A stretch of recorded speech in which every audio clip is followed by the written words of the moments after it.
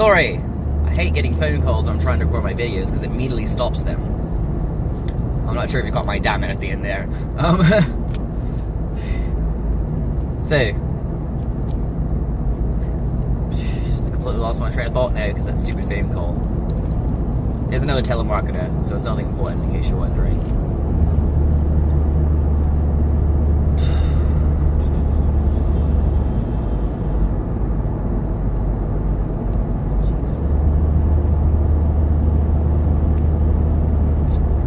Maybe I should wait until I knew what I was talking about. Oh jeez. Basically, yes, I'm assuming I was talking about injecting, yeah. So you inject it into your thigh or into the lower part of your back, directly above your butt. That part is very difficult to do, so I don't really recommend doing that on your own. I highly recommend someone else doing it for you. Maybe if you're really practiced, you could do it. That's the one you always see people do on TV and, you know, read about in fan fiction and stuff, but that's not how it really works. I mean, that is a spot you can do, but it's not, you know. I had a whole video about how to inject. I haven't watched it in a long time, so I'm not sure if I did it correctly back then. I'm not entirely sure. But, essentially, you know, you pinch the skin, stab the needle in, push it all out, while holding the skin pinched. If you feel lightheaded, you have chosen a very bad spot. At this point, it's too late. Don't worry though. Just slightly do it a lot slower. And when you start to feel a little growth, stop. Rub it a little bit, and then keep going. The stopping basically keeps it from forming a giant knot on your leg. If you form a knot, it's not the end of the world, it just hurts a lot. Basically what causes this is if you miss the muscle. It's either directly into the skin or into the blood. It hurts a lot, but it won't cause you any problems. Like, you don't need to like redo your shot somewhere else. You're fine. It just hurts. And it doesn't look that good. It goes away after a few days though, so you're fine.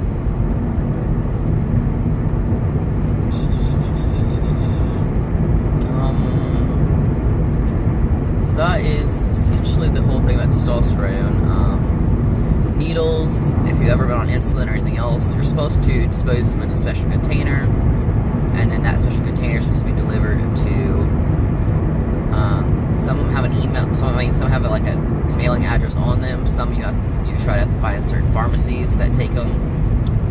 I think Walmart Pharmacy does, I'm not 100% positive on that one. It may depend on what area you're in. My area does not. But I think it does in some areas. But in my area, it costs more to deliver a full thing of testosterone needles. It costs more to deliver them to the mailing address, and there's no place to actually dispose of them here. It costs more to deliver it to that address than it costs to actually buy the tin itself. So, I did what actually the person in the mailing office recommended, and that was just to not mail them. She recommended I throw them away, which is actually very bad, but it's not bad for you necessarily, but it does give a bunch of needles to people who are digging in dumpsters and things along that nature. Which, you know, it's not good for them to have needles and stuff if they're going to be drug addicts or something. So that's essentially the worry. Also, if you have any sort of, you know, STD or infection in your blood, they will get it from injecting with that needle. But in the most part, it's mostly just protect them. It's not really anything that's going to hurt you. I think there are some countries where you can get badly fined. Like, I think the UK, you get fined if you don't dispose of them properly. But they probably also have other places you can dispose of them, where in the US you really don't. So, that's that. Now, on the other side, people who are wanting to be more feminine will do estrogen. But they don't just do estrogen. Because as I told you, testosterone is very dominant in the body. So you can't just, take away testosterone. It doesn't work like that. Well, you can't just add estrogen. It doesn't work like that. So what you have to do is there is a certain pill that is used to essentially block the testosterone. They call them T blockers. What they do, as you can assume, is they make your body not produce as much. You still produce them, just not nearly as much.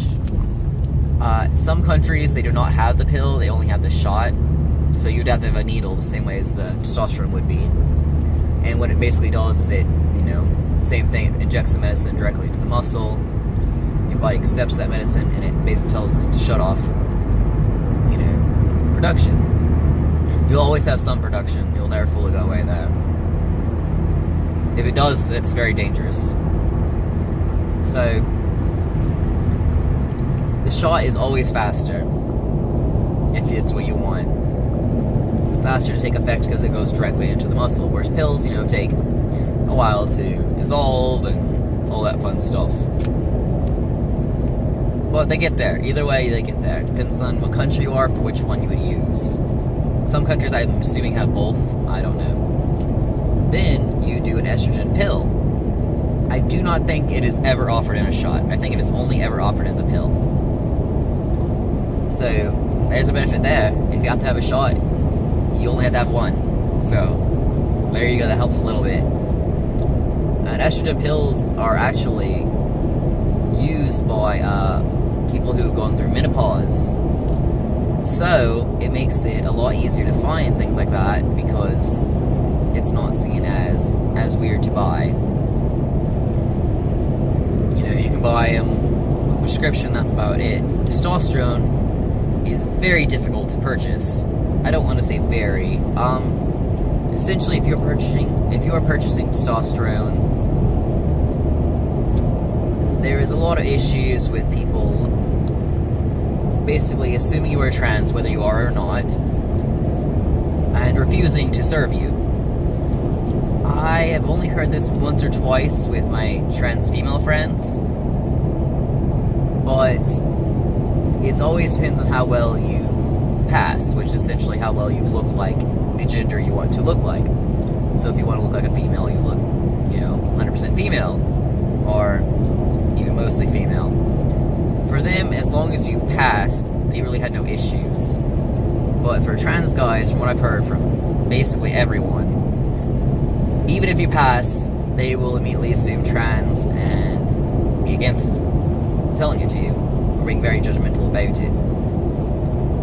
I've had a lot of places with issues. Walgreens refused to accept my insurance when they got a new person at the register.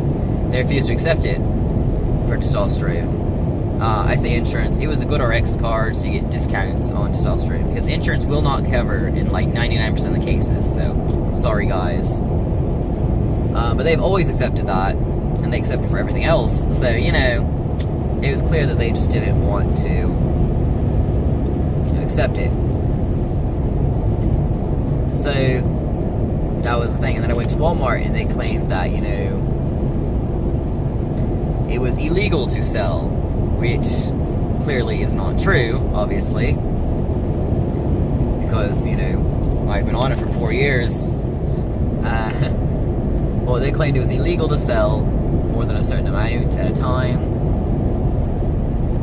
Walgreens has always given me that same amount. I don't really know. It was a mess. I was arguing with them for like an hour. I just gave up and went home and took what they could give me. It wasn't worth it, in my opinion. Is it because of the substance, or is it because they treated me badly? I'm not sure. If it's just an anti-trans thing or not. But they were looking at me very disgusted and stuff, and all that fun stuff, So, that could be. They also refused to accept my GoodRx coupons as well there.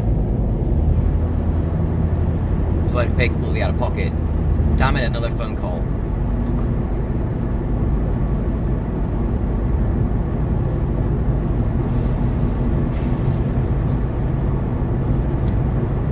throw me off my line? Come on.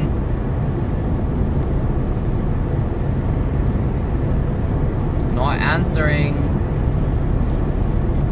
They won't let me decline. Come on. Cut my video off or not. Just finish the phone.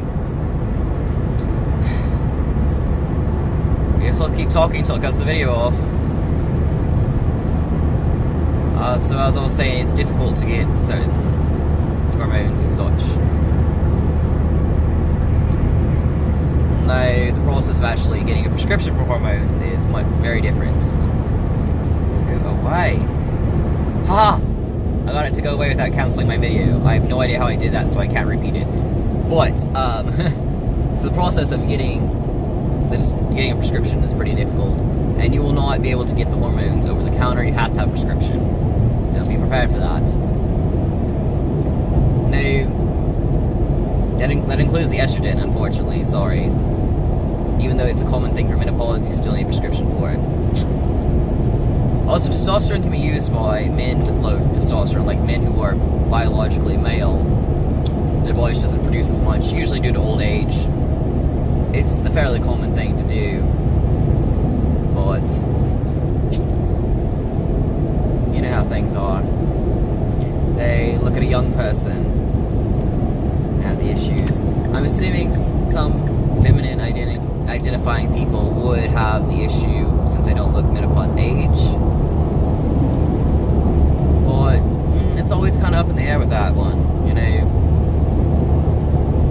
Because so many medications work for other things, like birth control works for making periods lighter and more regular and all types of stuff like that, so they don't really judge as much with girls, from what I've noticed.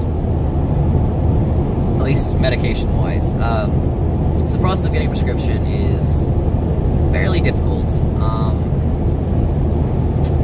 You must, at least in the state of Texas, I'm not sure about other states or other countries, in the state of Texas, you must see a counselor for a minimum of a year. They usually require 2 years. Yeah, a long process there before they can diagnose you as having gender dysphoria. Gender dysphoric disorder, I think is what the official term is. Which is irritating in a way because they treat it like a mental illness in that facet, that you have to have a therapist, you know, diagnose you like you would for schizophrenia or something. So that's, I'd much prefer a doctor diagnosing, but that's how it is, so that's how it is. Therapists are cheaper. Sometimes. So, for a minimum of a year, usually 2 years. After that, they will diagnose you. And then you must find a doctor who will see you and accept your diagnosis and then prescribe you the medication. The therapist won't prescribe it to you directly. Now, this process is very, very, very, very difficult. It was the hardest part for me because the closest doctor that actually accepted it for me was 3 hours away. It was the... Why are you going 20 under the speed limit? Sorry. It was the closest one that would actually take it for me. So I had to drive very far, and since, you know, just so far I couldn't go as often as I wanted to. You're supposed to go, when you first start, they want you to go every month. Then it's like every 6 months, and then it's every year, and so on and so forth. Like, it only goes up to it. Like, every year you're supposed to go in. I don't do that. I should, but again, it's so far away, I just kind of, And it's expensive, because at least that place did not accept my insurance. I'm sure there are others that do, but they did not accept it, and, you know, they're the only ones who took it, you know, like, who actually accepted the prescription, so, accepted the diagnosis, so, you know, it's an iffy thing there. They're actually well known, though, for being a trans doctor, so, you know. So I went to them. I went to them for a couple of years, probably about 3 years, the majority of the time. And I say that as I didn't show up unless there was an issue and I needed to get my testosterone upped or lowered, or change the dosage dates and all that stuff. Which, yeah, it's a process of finding what works for you, just like any medication, you know. Like if you're on antidepressant, you don't start at the strongest dose. You start low and then figure out if you need more, going on and so forth. All that stuff. You're supposed to get your blood tested once a year to ensure that testosterone levels aren't too high. Recently I got mine tested after like 4 years, and they were extremely high, so I had to change my dosage there. Actually, in my case, the funny situation is because I'm intersex, my body accepted the testosterone and started releasing it at normal intervals like it would normally, like, you know, a biological male would. The only thing is it couldn't make it, but it could release it correctly. Whereas with people who are not intersex and they're taking testosterone, it kind of releases it all at once, or at least mostly at once. So you have to take it more often, like once a week or so, to, you know, keep it in your system.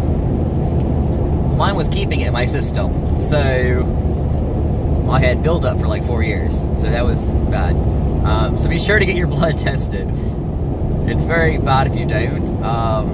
Apparently it can cause all sorts of issues with depression, anxiety, not being able to concentrate. It can also cause a lot of cancers, so be careful there. I was lucky. Yeah. So that was that. Yeah, so eventually I found a doctor that was a lot closer. They charge way more, but they accept my insurance. I've had a lot of issues with them, but they're only 30 minutes away. So there's a lot, you know, give and take there. You won't find the perfect doctor. It is a mess. But I'm sure the same is true for females, you know. From what I've heard, a lot of them have it harder because if you don't pass as a trans man, they think, oh, well, whatever, it's a tom girl.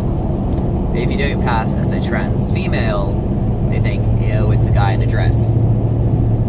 Which is typically seen, at least in America, as a very, very bad thing. They view as like perverts and all types of things, and it's really ridiculous. It needs to stop.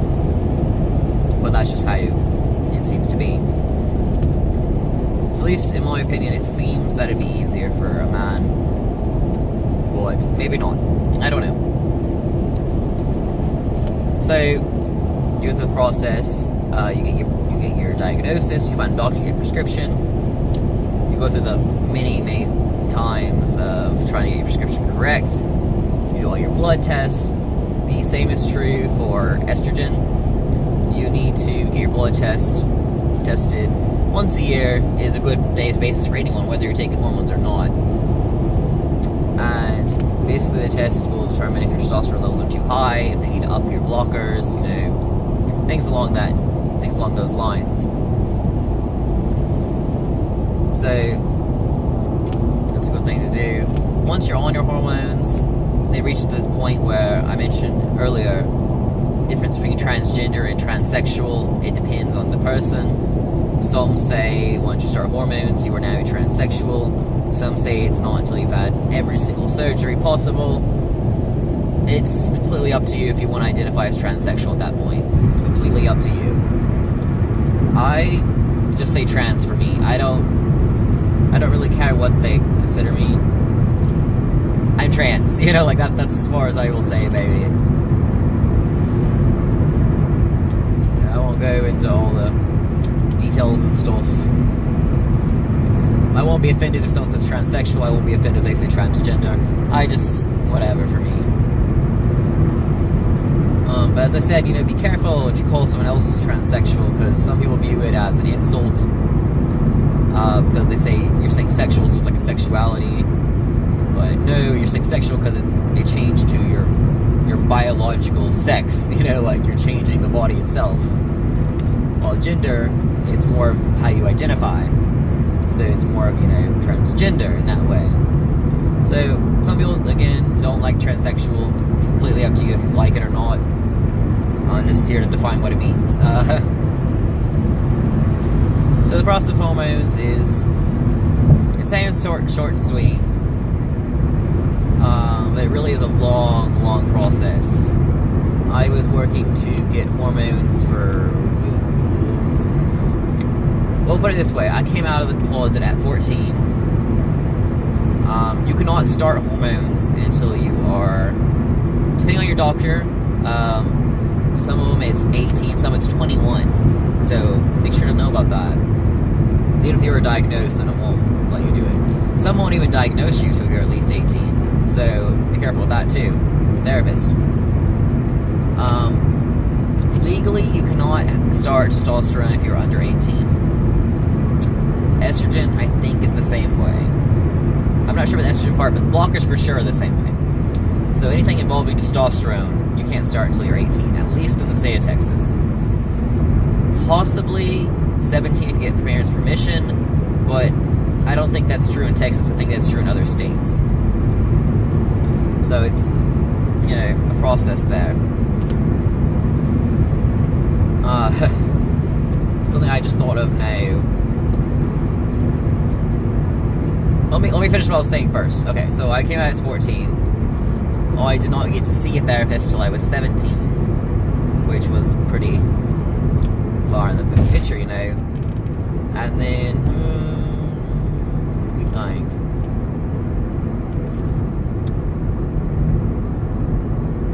I started hormones, I think at 19. So yeah, it took me about 2 years before I was able to get my diagnosis and then find a doctor and all that fun stuff. So keep an eye out for that one. It is a process. So now what I was thinking about that I just thought of, there is something known as puberty blockers. Some people use these permanently, like if they want to look more androgynous, completely fine. So my partner does, you know, whatever you want to look like. That's, you know, how it goes. So, well, what these essentially do is they keep your body from producing really any hormone, or at least producing them a lot less. It more prevents your body from developing. Like, your voice will not get deeper than it would before puberty, or at least not as bad if you were biologically male. If you're biologically female, it will stop periods and will prevent growth of breast. It also, if you're biologically male, prevent you from like the squaring of shoulders, more the masculine face, you know, losing the baby fat. So you do look a lot younger when you're on puberty blockers because you have the baby fat. Basically, you are gaining age, but your body is not aging past, I don't know, when most people start puberty is 12, I think now. I didn't start mine till I was 18. So that's, yeah, I was brought. No, I was 17. I was 17 when I had my first period. TMI there, which is very, very late. So how was that? Probably because I was intersex. You know, but so those are a thing. They are very, very, very, very, very, very, very, very difficult to get prescription for because you know, you will typically they are ones who will get under 18 because you're stopping the puberty. So you want to do it. You want to start them before you start puberty. You know, and the younger you are, the harder it is to get them. In some states, you got to have both parents' permission, and even then it's hard to get it and find one who actually will take you. In some states, you need 3 to 4 people's permission. So, I guess a therapist or 2, maybe a grandparent. I don't know who else you would use, but that's a difficult one there. Some of you have to have a written essay about why you think that you need this. Some places it's all of this mixed. Like you have to have the 4 people and you have to have the essay, everything else. It's a process no one wants to deal with. A lot of places, having one parent permission can work. Still very hard. It's always going to be hard to find a doctor who will do it for you. a lot of doctors do not want to give hormones or any sort of blocker to someone under 18 or who hasn't hit puberty yet, because they're like, maybe it'll change your mind when you hit puberty. They're like, we haven't had these for very long, so they could be, we don't know the dangers of them. That is completely a lie. Don't let them tell you that. They've had these out for basically ever. They've had them out for 40, 50 years now, which is, I guess, not forever, but they've had them out for a long time. It's just that they haven't become public knowledge until fairly recently. So a lot of doctors, it may be the first time they're doing it, but that doesn't mean it's a new thing. So don't let them try to fool you on that one.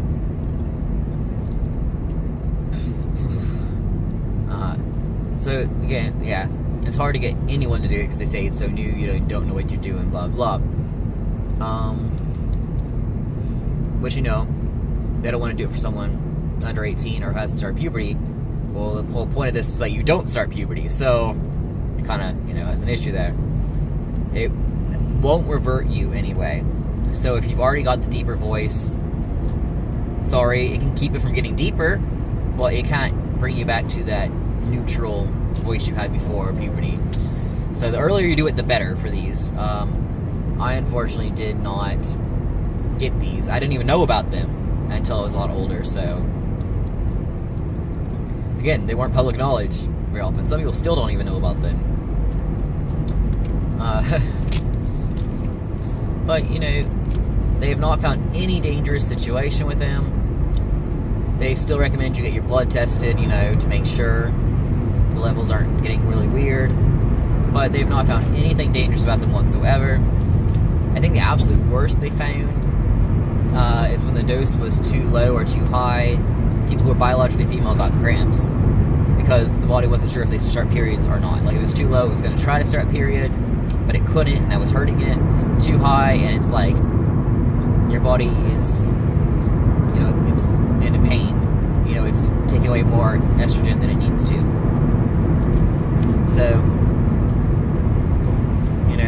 that's like any medication, though. Too high or too low of a dose, it will hurt.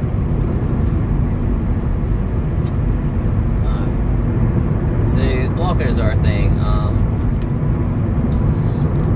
A lot of states, it's really, all of it's hard to get. Texas, I want to say the only city in Texas you can legally get them, or not legally, that will actually do it, is Austin, and even then it's pretty difficult, I've heard. But a lot of doctors just flat out refuse to do it. There are some county rules, certain groups like, I think of one, Trinity Mother Francis. I think they were bought out by UT Health, I'm not entirely sure. But they will not do it.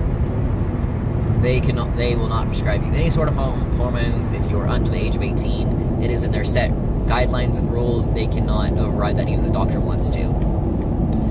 So try to figure that out for you. A lot of times you don't figure it out until you talk to the doctors. They won't say on websites or anything, so it's difficult to find something. If that's really what you want, then go for it. You will always need at least one parent's permission, unless you're under 18. Some places, if you are under 21, you still need a parent's permission, so keep that in mind as well. Just like how I mentioned before, that some doctors who are under 21 won't even prescribe, testosterone or estrogen or testosterone blockers or any of that. So, 21 or 18, depends on where you're at. Other countries may be younger, they may be older. I wouldn't know. I want to say Germany is 14. Not 100% positive that's still true. It was, when my mom lived in Germany, there were people who were transitioning that were about 14, 15, maybe 16 at oldest. But, it wasn't really talked about back then, so they don't know if they got them legally. They don't know if they got them on the black market or something. It wasn't talked about, really. So, you could definitely tell that they were changing physically, but no one really brought it up. So, they all knew they existed, but they just pretended they didn't, kind of thing. So, I don't know if they got them legally back then. I don't know if the rules have changed either. So, if they did get them legally, I don't know if the age has changed. But that is the thing there. Also, keep in mind, if your parents still have legal rights to you whatsoever, even if it's just visitation, and they require both parents' permission, they do require the other one, even if you've had no contact with them in years and years and years and years. They still require both. For the ones who require both. You can't just be like, well, I only have one parent. Legally, you do not, and so they require both. They will look up your legal files. If you've only lived with your grandparents your entire life, but they have not signed official like adoption thing, they will not work as legal guardians to sign these forms. If you are a foster child, they will not work as legal guardians. The legal guardian for you is the state. So that's an iffy thing there. Sometimes the person in charge of the orphanage or CPS or that could sign for you. It's really tricky in that situation, but your foster parents usually do not count as legal guardians. In some rare cases, they will do it, but most of the time, no. So, I think that's about the whole extent of hormones. So I'm going to leave it there. It'll be 2 parts because that weird phone call. So, anyway, TF Colm signing off. Bye.